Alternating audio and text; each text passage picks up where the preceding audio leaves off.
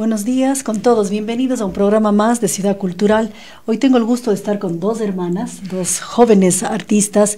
Ellas han incursionado en la música académica, nacieron en Guayaquil, han hecho una carrera artística bastante parecida, estudiaron fuera sus carreras universitarias y actualmente viven en Cuenca. Quiero dar la bienvenida a Sandra y Adriana Fernández Vizcaíno. Bienvenidas, chicas. Muchas gracias. Hola.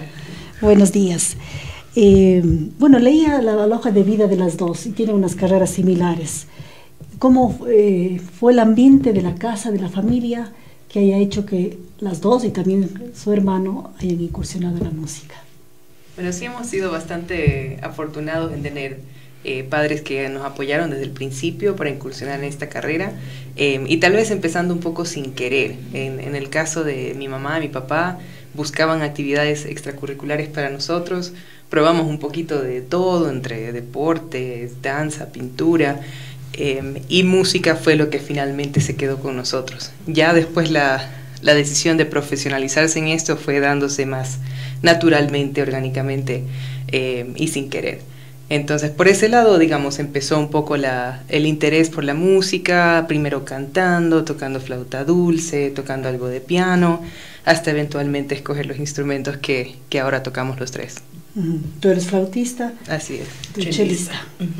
¿Y cómo fue eso de compartir en familia con tu hermano también, desde niños en ese ambiente? ¿Cómo se vio? Fue bueno, diría yo.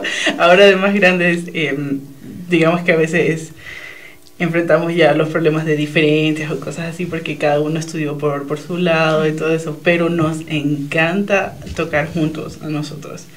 Y de chiquitos lo hacíamos con cositas ahí en la casa, de repente para jugar, de repente que decía un tío, ay, pueden tocar aquí para su abuelo, o así, y llegó un punto en el que ya empezamos a tocar más ya cosas más elaboradas, y incluso estábamos hablando ahora con Sandra que ya deberíamos planear otra vez un concierto ahora. Nosotros hicimos uno aquí en Cuenca hace un año y tuvo bastante buena acogida y nos encanta tocar juntos, es muy chévere realmente. Qué hermoso. Sandra, tú eres flautista, cuéntanos un poquito para conocer qué es esto de la flauta traversa, qué tipos de flautas hay. La flauta traversa, bueno, es un instrumento de viento.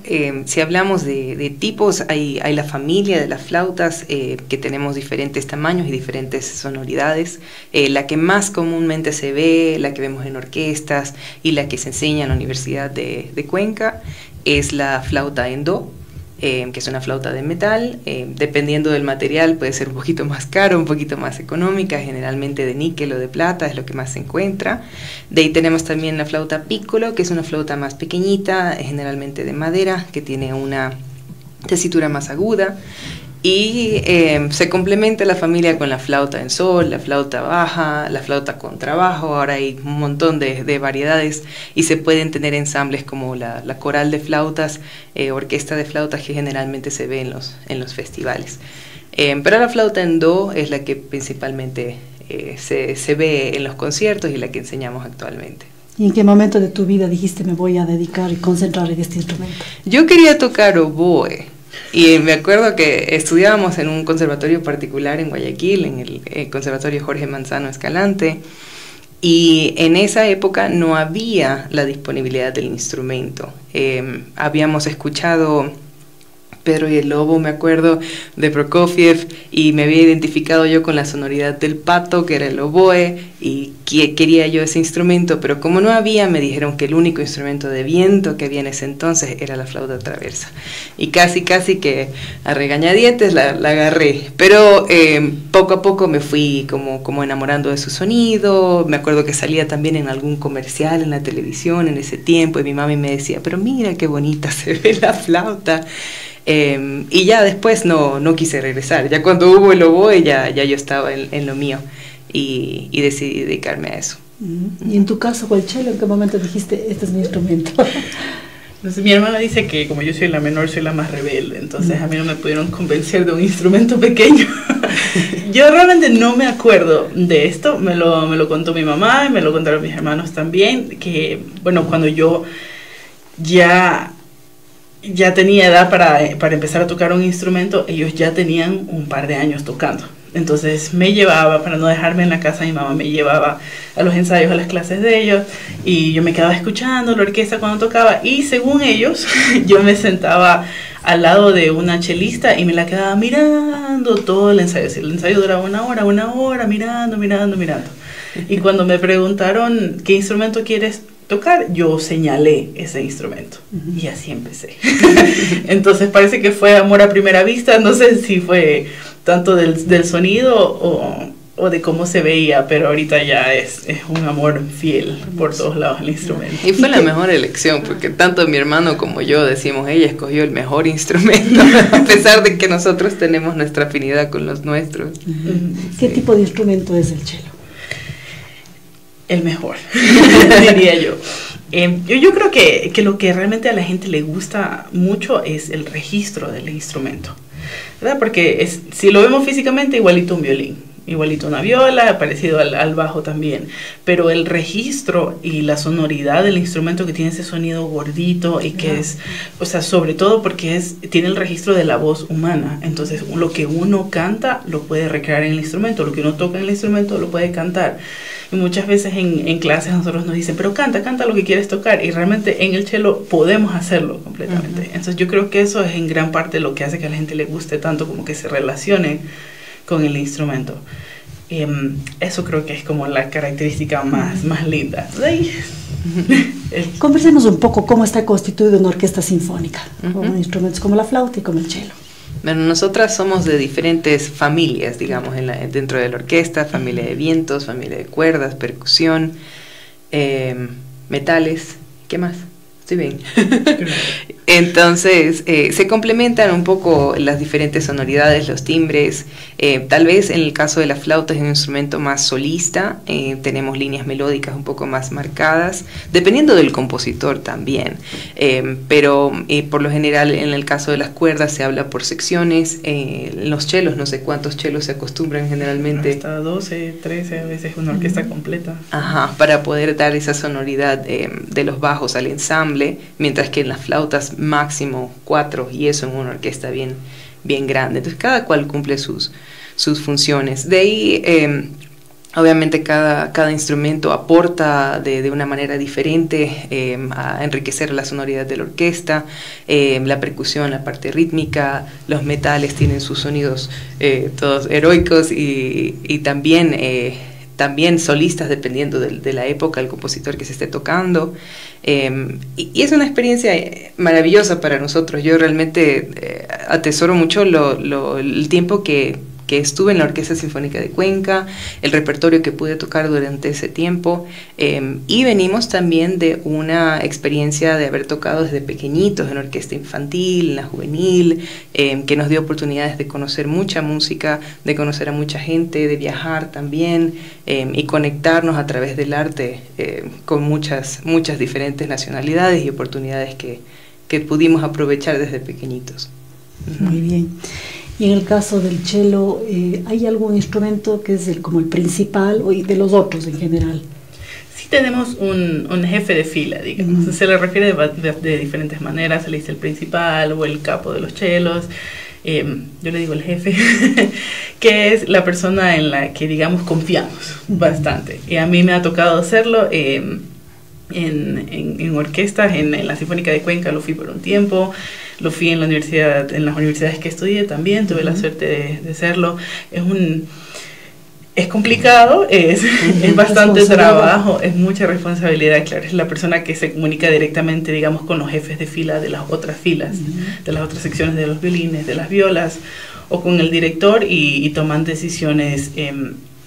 Pueden ser musicales, pueden ser técnicas como de arcos, de dedos y cosas así, porque si uno se fija, cuando va a un concierto de la Sinfónica, las cuerdas se están moviendo igualitas. O sea, si todos están moviendo el brazo hacia la izquierda en el arco, todos lo tienen que hacer al mismo tiempo, y hay esa sincronía que visualmente se ve lindo y al mismo tiempo también aporta mucho en el sonido. Entonces el principal de fila se encarga de todas esas cosas y de guiar, más que nada estar seguro para todos poder movernos con esa persona. O sea, si me pierdo, veo al principal, ya me encuentro también. Entonces es una responsabilidad. También una relación más directa con el director.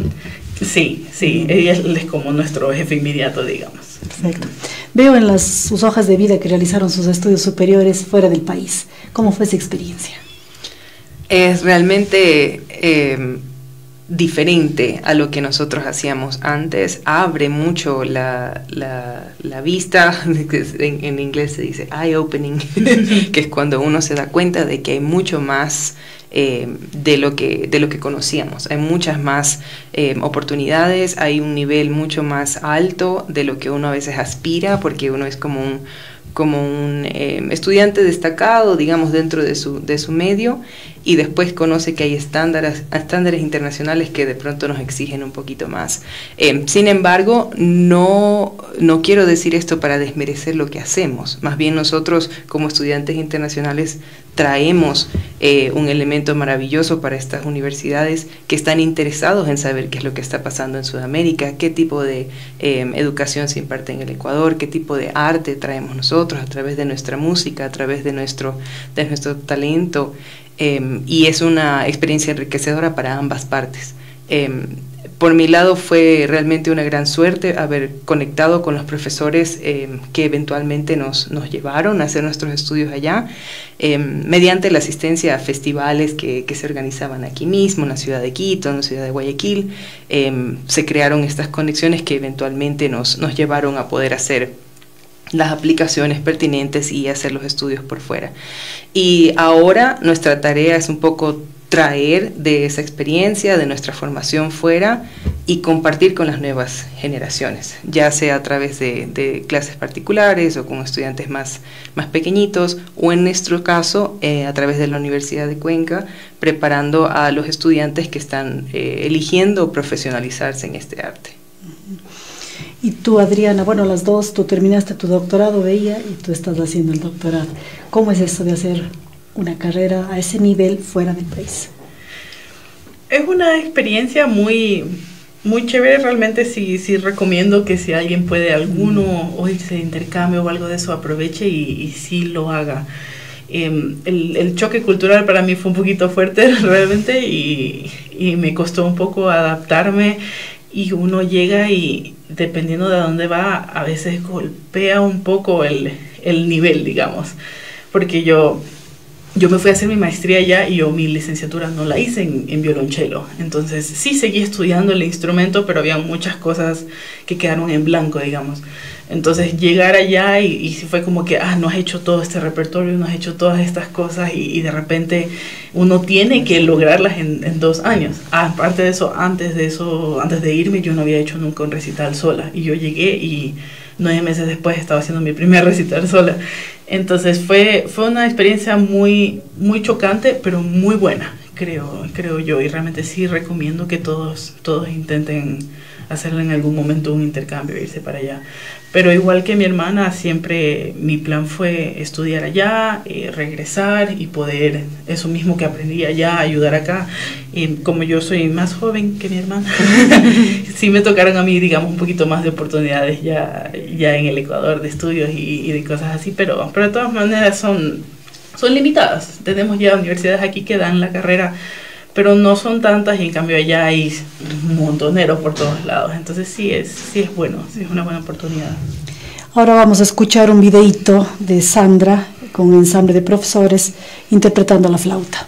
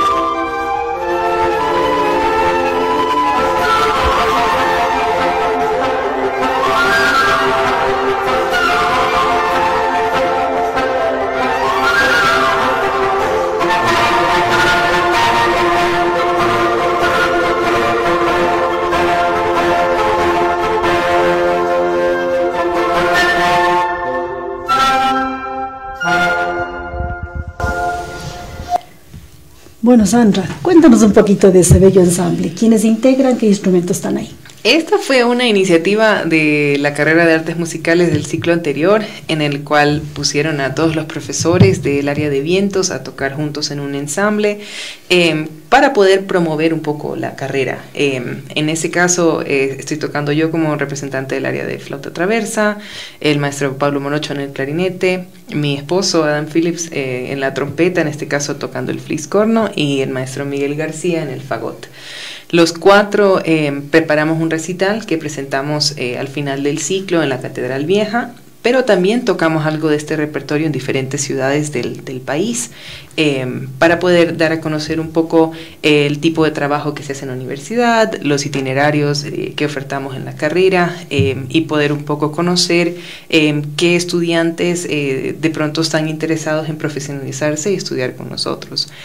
Tuvimos la oportunidad de viajar a Ambato, a Riobamba, a Loja también, y fue una experiencia súper gratificante. No sé si se pueda repetir, todo eso requiere también recursos económicos y tiempo, pero realmente fue algo que disfrutamos mucho y me alegro que hayan podido escuchar un poquito de lo que hicimos. ¿Qué obra es esa? En este caso es del compositor Eugène Valquier, que era flautista, hizo este cuarteto para vientos, adaptado en este caso para la instrumentación que tenemos. Originalmente es para flauta, clarinete, corno y fagot, pero como teníamos trompeta, el maestro de trompeta tocó el fliscorno, que es más parecido, es una trompeta igual, pero más parecido al corno. Qué lindo. Adriana, una pregunta. Cuando participan en concursos y festivales, ¿qué experiencia ganan? ¿Qué retos enfrentan como artistas? Para mí, concursos y festivales han estado en mi vida desde chiquita realmente. Tuve un profesor que me motivó mucho a presentarme en todo esto y me costaba entenderlo al principio, porque es como que, pero ¿para qué me arriesga de esa manera? Me lanza ahí a que pierda y cosas así, pero vale mucho la pena. Es ponerse ahí y primero darse a conocer, que sepan que uno existe. De chiquito no es tanto todavía, pero más adelante a mí sí me ha pasado que voy a un festival, voy a un concurso y me dicen así como, ¿y ella de dónde salió? Y de repente se crean contactos, a uno lo buscan y es una manera de salir. Eso diciendo en la parte de qué beneficio de ese lado. Pero de ahí el beneficio más grande está en la ejecución. Poder tocar, poder sentirse más cómodo frente a un público. Por lo menos yo, como le digo, yo un recital recién lo hice en mi maestría. Antes de eso había tocado en orquestas, a lo mejor por ahí un ensamble, pero al presentarme en un concurso, en un festival y tocar sola, sé que viene otro tipo de adrenalina al cuerpo que uno tiene que aprender a controlar, porque si no, ya en el momento en que me tenga que sentar a tocar de solista y no me he enfrentado a ninguna de estas otras experiencias, ahí nos da pánico escénico y no podemos, que sí pasa. Entonces es crear esta resistencia a, digamos, la adrenalina mala, sino que convertirla más hacia el otro lado. Y pues en los festivales, en la mayoría de festivales, vienen clases maestras, digamos. Entonces si uno no se puede ir a estudiar a otro país por falta de recursos, por falta de tiempo, lo que sea, también hay oportunidades como festivales en los que vienen maestros de otros lados. A lo mejor no tanto solo internacionales, también puede venir alguien de Quito, alguien de un lugar más cercano, pero que no pudimos acceder antes y recibir esas clases es, bueno, es otra manera de ver la manera que tocamos de otro profesor. Es muy bueno no cerrarnos solamente con el conocimiento de una persona. Sí está bien que tengamos un profesor fijo, por supuesto, que nos tenga ahí constantes, pero es bueno también escuchar el comentario de alguna otra persona y que valore algún otro aspecto de la música. ¿Y tú, Sandra, qué experiencia has tenido? ¿Cuál ha sido tu último festival o concurso que hayas participado? Que yo haya participado más recientemente como artista invitada en el Festival de Flautistas en el Centro del Mundo, que se hace en Quito. Este año se hizo también un capítulo en Loja, entonces pude estar ahí durante ese fin de semana e impartir unas clases. También he participado en el Festival de Flautistas Perla del Pacífico, que se hace en Guayaquil cada año. Ese va a ser en el mes de octubre. Digo, ahora que he regresado al país como artista invitada, también tengo la oportunidad de impartir clases y de tocar con los compañeros, pero antes de salir participaba como estudiante e iba a todas las clases que podía y participaba de todos los talleres, que eventualmente me ayudó a conocer a los maestros con los cuales pude salir y estudiar. Como integrantes que han sido ustedes de varias orquestas sinfónicas, ¿qué destreza debe tener un artista para ser parte de una orquesta? Trabajo en equipo es una de las más importantes, diría yo, porque eso realmente se desarrolla más que nada dentro de la orquesta, porque nosotros la carrera la hacemos en clases individuales, uno con su profesor, siempre así, es bien personalizado, lo cual es chévere porque uno aprende a su ritmo y agarra lo que más puede el profesor del conocimiento del profesor, entonces eso es bueno, pero la orquesta realmente le ayuda a uno a desarrollar eso, y todos nos hemos enfrentado en situaciones en que hay alguna persona en la fila que no encaja con el resto, y eso siempre es un poquito problemático, digamos. Pero esa es una de las destrezas más importantes. Por supuesto, tocar, pero eso se nota desde la audición, porque para uno entrar a una orquesta uno tiene que poder audicionar. Ahora, eso también ataca los nervios, obviamente, porque uno tiene que tocar solito, entonces también es importante que vaya fogueándose tocando frente al público y eso para que pueda tocar. Pero sí, o sea, realmente tocar bien, trabajo en equipo. En el caso de los vientos también ayuda mucho fortalecer las destrezas de música de cámara. Esto es cuando hacemos música con ensambles pequeños como un trío, un cuarteto, un quinteto, que generalmente es lo que se puede hacer a nivel de estudios universitarios con los estudiantes que tenemos, y muchas veces los músicos no aprovechamos esa experiencia, pensamos que queremos tocar ya en la orquesta y esto de acá lo vemos como una materia más, pero realmente la orquesta es una experiencia para los vientos, por lo menos que somos más solistas, es una experiencia de música de cámara amplificada, porque la primera flauta tiene que estar muy pendiente de lo que hace el oboe, de cómo juega su parte con el clarinete, con el fagot, con la trompeta, con el concertino, con el cello. No se trata únicamente de seguir la mano del director, que por supuesto es sumamente importante para mantener a la orquesta tocando junta, ¿no es cierto? Pero también hay una reacción individual que requiere esa atención, ese discernimiento de cuál es mi función en esta parte de la obra frente a este tipo de composición que estamos haciendo. Entonces yo diría también que música de cámara para poder complementar lo que mencionaba Andreana. Y también han sido varias veces solistas en diversas orquestas, inclusive en Estados Unidos. ¿Cómo es eso? O sea, ¿ha sido su oportunidad? En los Estados Unidos, bueno, habían a veces concursos para los estudiantes, se llamaban los Concerto Competitions, que uno podía concursar con obras específicas que eran para flauta y orquesta o para cello y orquesta, y si éramos ganadores de ese concurso, entonces el premio era tocar con orquesta en el concierto de gala. También hubo algo de esa experiencia cuando estábamos preparándonos aquí en el Ecuador, tal vez un poco por lo que veníamos tocando en orquestas infantiles, juveniles, y se daba la oportunidad de ciertos chicos tocar en determinados momentos para ir ganando esa experiencia. Como parte, en mi caso, como parte de la Orquesta Sinfónica de Cuenca, cuando yo ingresé a trabajar en el 2018, parte de nuestro contrato como instrumentistas principales incluía 1 o 2 ejecuciones como solistas con la orquesta. Entonces, por ese lado tuve la oportunidad de hacerlo aquí con una orquesta profesional. Adriana creo que ha tenido más intervenciones que yo en ese campo. ¿Y qué destrezas y habilidades debe tener un músico? ¿Cualquiera puede ser solista o es una carrera que se especializa en ser solista? Yo creo que es más como una aptitud, tal vez, no sé cómo explicarlo realmente, pero o sea, todos hacemos la misma carrera, y así como digamos que puede ser con la manera de ser introvertido o extrovertido, pero al momento de tocar, yo puedo decir que yo cuando toco soy muy diferente a yo cuando hablo, por ejemplo. Yo me pongo muy nerviosa al hablar, pero o sea, si me toca hacer una presentación, una entrevista de radio o cosas así, creo que se me altera un poquito todo. En cambio, si tengo que tocar de solista, estoy como que en mi mundo, es lo que me gusta, lo que me dedico, y no yo ya por lo menos he evadido esos nervios. Pero realmente es el mismo proceso que seguimos todos, de estudiar la carrera en ejecución probablemente, Obviamente después de que terminé mi carrera en dirección coral, que no tenía que ver con el cello, no me sentía tan segura, pero ya después, a medida que fui tocando y tocando en público de diferentes maneras, tocar solista se volvió un poco más tranquilo. Pero sí hay que tener ese dominio escénico, digamos. Yo a veces igual siento que me falta un poco, que entro como con miedo, y he tocado un montón de veces de solista ya, y a veces veo mis videos de hace años y digo, no, pero levanta la cabeza. Entonces un poquito digamos de la personalidad que uno tiene con el instrumento, pero a todos nos preparan para poder tocar, o sea, todos montamos el mismo repertorio, con los profesores trabajamos sonatas, trabajamos conciertos, y porque por si acaso se presente por ahí alguna orquesta que quiera recibirlo a uno. Pero entonces es el mismo proceso realmente, solo que hay personas que se atreven un poquito más, digamos.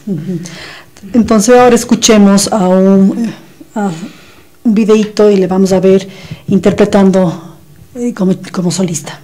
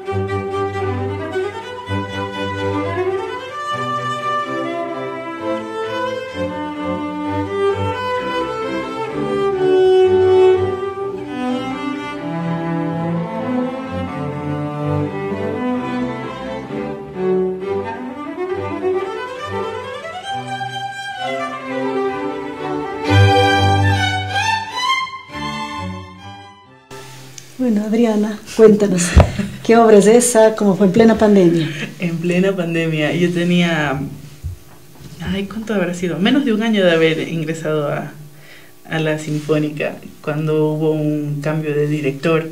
Entró el director actual, el maestro Augusto Carrión, y pues cuando entra tiene que planear la agenda y todo eso, entonces fue bastante... No improvisado, porque sí hubo tiempo, pero fue bastante apurado el proceso, en que era como que necesito gente que quiero tocar, y ahí está uno, pues que uno se mantiene estudiando para que aparezcan estas oportunidades. Entonces se presentó y lo hicimos. Se canceló el concierto por la pandemia, y de repente dijeron, no, ¿saben qué? Lo vamos a grabar. Y así lo hicimos. Ese fue un concierto que se hizo sin público, del concierto en do mayor de Haydn para cello y orquesta. Está en 3 movimientos. Esta es la introducción, más o menos. Bueno, la exposición, porque la introducción es solo de la orquesta, entonces solo envía la parte del cello directo. Y fue linda experiencia. Nunca había tocado un concierto bien vestida sin público, pero se logró. Yo creo que es diferente. Yo siento que los nervios que se presentan grabando a los nervios que se presentan en público son diferentes. Como que me falta esa adrenalina que le decía de ver ahí al papá en la primera fila, de mis amigos están aquí. Es bien diferente. Pero se logró y fue muy divertido, y aprendí bastante de esa grabación. Y sí, es lindo tocar de solista siempre. Ambas se han formado en dirección coral. ¿Dirigen algún ensamble actualmente?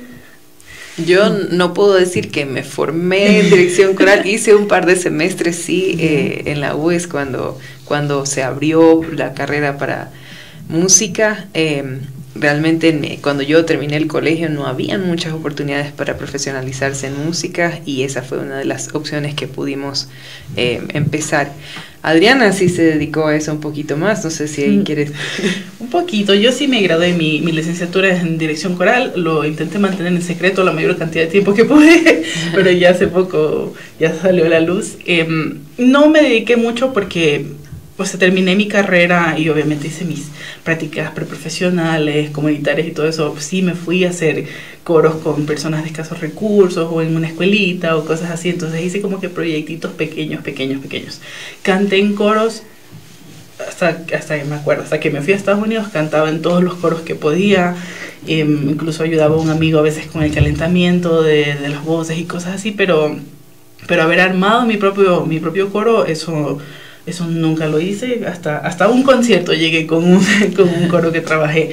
Y de ahí cuando me fui a hacer mi maestría, que ya fue casi enseguida después de terminar la licenciatura, me dediqué más al cello, pero sí recibí unas clases de dirección coral allá de todas maneras. Pero ahí me dediqué nomás en la parte técnica, sí tuve clases maestras allá también con directores famosos, por ahí me hacían dirigir el coro de la universidad y eso, pero era como ensayitos y eso, son videos que ahora tengo que atesoro mucho, pero de ahí ya me dediqué llenamente al cello. Pero una carrera muy bonita y me gusta mucho haberla podido estudiar. Sandra, cuéntanos de tu doctorado. Después de terminar mi maestría, como había dicho, cuando uno sale y descubre que hay tanto por aprender, se me hizo bastante corto el tiempo que había estado allá, y cambiaron los planes. En lugar de regresarme, me puse a buscar oportunidades para poder continuar mis estudios. Y salió la oportunidad de aplicar a una beca de tocar en un quinteto de la Universidad de Missouri, Kansas City, que es donde hice mi doctorado.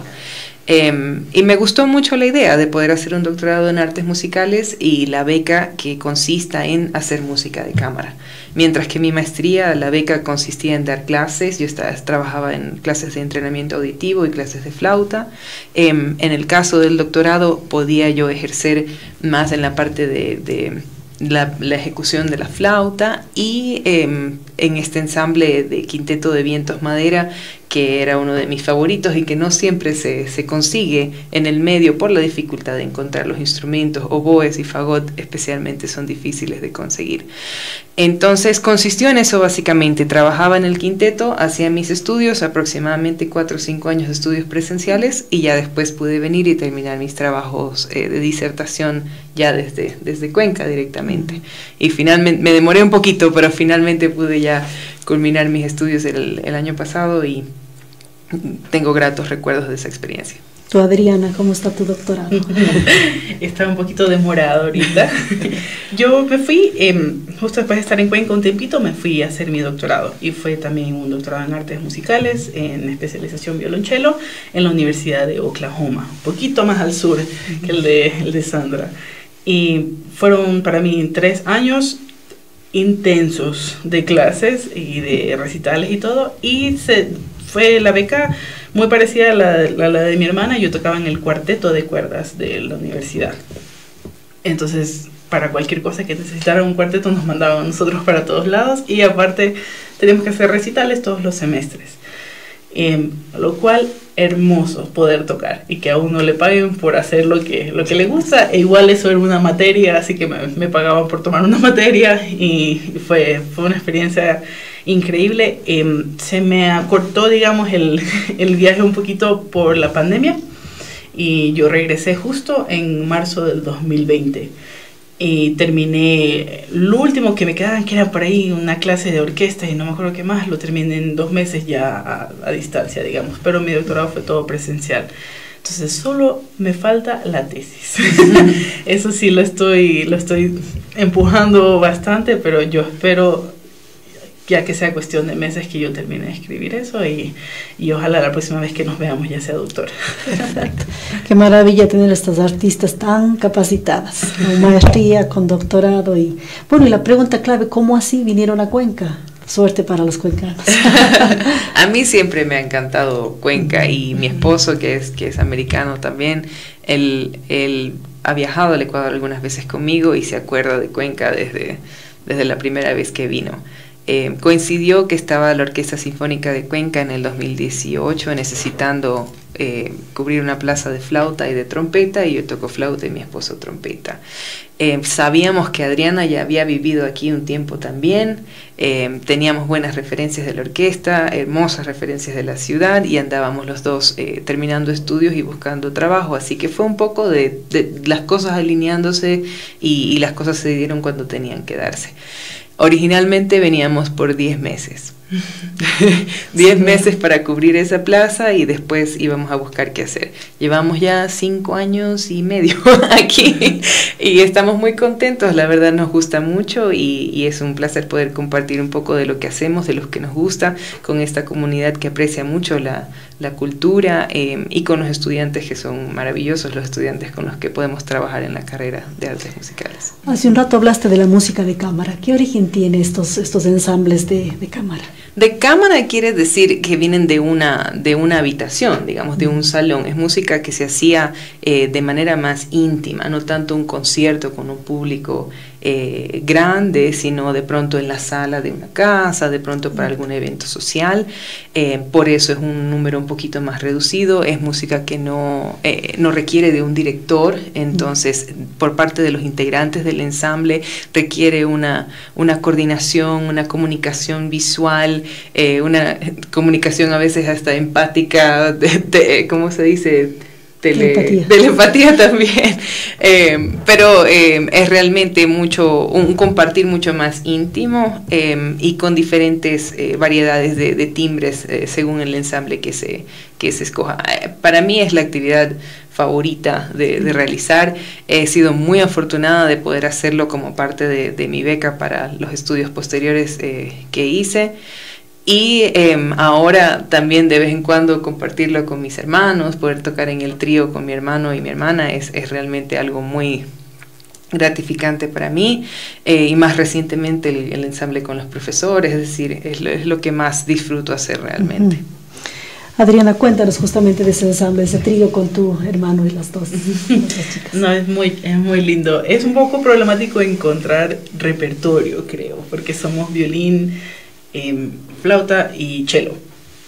Es muy fácil encontrar para 2 violines y cello, 2 flautas y cello, 2 flautas y fagot, digamos. Entonces muchas veces nos toca encontrar arreglos y adaptarlos a lo que podamos tocar nosotros, y sí es bastante limitado. Mi hermano se ha tomado el trabajo varias veces de él mismo arreglar obras, hacer arreglos de obras. La última vez que hicimos un recital tocamos música ecuatoriana, que él mismo hizo los arreglos. Pero es chévere, tenemos, como les decía al principio, como hemos estudiado en diferentes lugares, tenemos bastante diferencias de opiniones, pero eso puede ser algo lindo también, porque compartimos bastante sobre eso. Las discusiones nunca son graves realmente, pero es chévere escuchar lo que la otra persona aprendió, cómo él interpreta la música, y son discusiones de las que uno saca bastante y aprende bastante. Entonces, antes era una lucha nomás sentarnos a tocar, y ahora es bastante aprendizaje. Entonces, a mí me sigue sorprendiendo porque como somos hermanos tenemos nuestros ratos buenos y nuestros ratos malos, y para mí mis hermanos menores siempre van a ser chiquitos y no saben nada, digo yo en mi mente, ¿no? Pero escucharlos hablar de lo que conocen, de lo que saben, de lo que ejercen, y traer ideas a la mesa, a veces cosas que yo no percibo, es realmente enriquecedor, y a mí me llena de orgullo saber que somos parientes, y que cada cual ha surgido a su manera, de manera profesional, y ahora podemos compartir todos esos logros. ¿Y él dónde vive? Mi hermano vive en Guayaquil, él trabaja en la Orquesta Filarmónica Municipal de Guayaquil. Espero que venga este fin de semana, viene seguido a visitarnos. Sí, generalmente él es el que dice, ¿cuándo vamos a tocar? Porque siempre uno tiene que estar ahí a la cabeza coordinando las fechas, los repertorios, y ya después nos acomodamos con nuestros horarios que son tan diferentes, ¿no? Pero es una experiencia que vale la pena repetir. Qué bien. Escuchemos ahora un fragmento de una obra interpretada por el trío de los hermanos.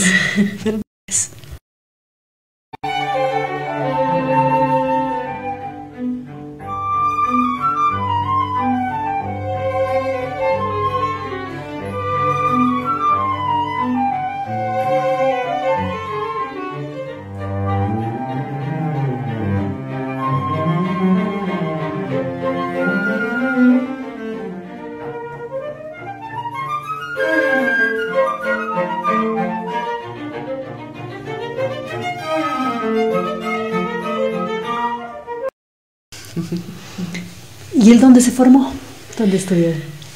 Mi hermano hizo su licenciatura aquí. Y después de eso empezó a buscar para dónde y dijo, ¿dónde más lejos? Y se fue para Rusia. Él estudió en el Conservatorio de San Petersburgo y ahí hizo todos sus estudios completos. No me acuerdo cuántos años son, y él hizo hasta una aspirantura, lo llaman allá, que es el que nosotros hacemos equivalente también a un doctorado. Por allá leísimos y ahora ya está de vuelta aquí, cerquita de nosotros. Bueno, una familia de músicos increíble. Los papás y toda la familia deben disfrutar mucho de escucharles. Bien. ¿Qué proyectos tienen a futuro, Sandra? Bueno, ahora estamos preparándonos para empezar el ciclo en la universidad. Las clases empiezan el 18 de septiembre. Siempre eso es un reto, programar los repertorios con los estudiantes, las diferentes actividades que tenemos. En mi caso busco hacer algunas actividades con artistas invitados.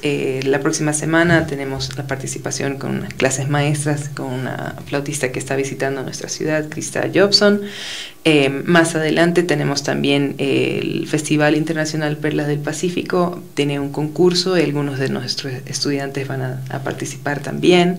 En mi caso voy a participar también como artista invitada para impartir clases maestras. Para asuntos de ejecución habrá que ver si podemos mantener este ensamble de profesores o de pronto si programamos algo con el trío. Pero eso es básicamente más mi trabajo está ahorita orientado a la universidad y de ahí busco oportunidades de tocar cuando se puede. Ambas son docentes de la universidad. ¿Qué tal esa experiencia? ¿Qué oportunidades tienen los chicos luego de terminar sus carreras aquí en Ecuador?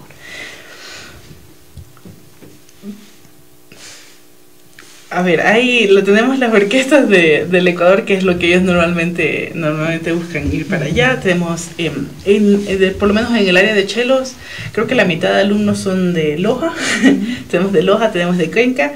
Entonces, está la Sinfónica de Loja, que está activa, como las otras orquestas, la de Guayaquil, hay dos en Guayaquil, la Filarmónica, que es en la que está mi hermano, la Sinfónica de Cuenca, la Sinfónica de Quito. Todas esas son orquestas que normalmente sacan audiciones para que los estudiantes puedan ingresar. Bueno, no los estudiantes, los músicos, pero ya ellos necesitan tener su título para poder entrar a esas orquestas, es un requisito. Entonces, la mayoría de ellos se forman y pueden ir para allá.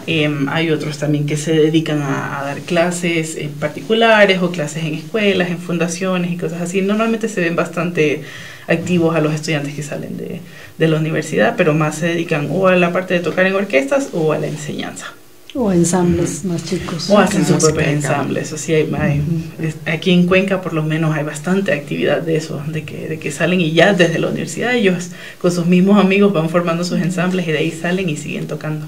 Qué bien. Bueno, chicas, muchísimas gracias. Muchas Primero gracias. les felicito y me alegro tanto de que ustedes estén aquí viviendo en Cuenca y que estén aportando en esta ciudad. Muchas gracias por la invitación. Y nos estamos viendo en alguno de los eventos que sabemos que usted sabe ir y apoyar a los artistas, así que nos vemos en la próxima. Gracias. Muchísimas gracias. Gracias. Gracias a todos y buenos días.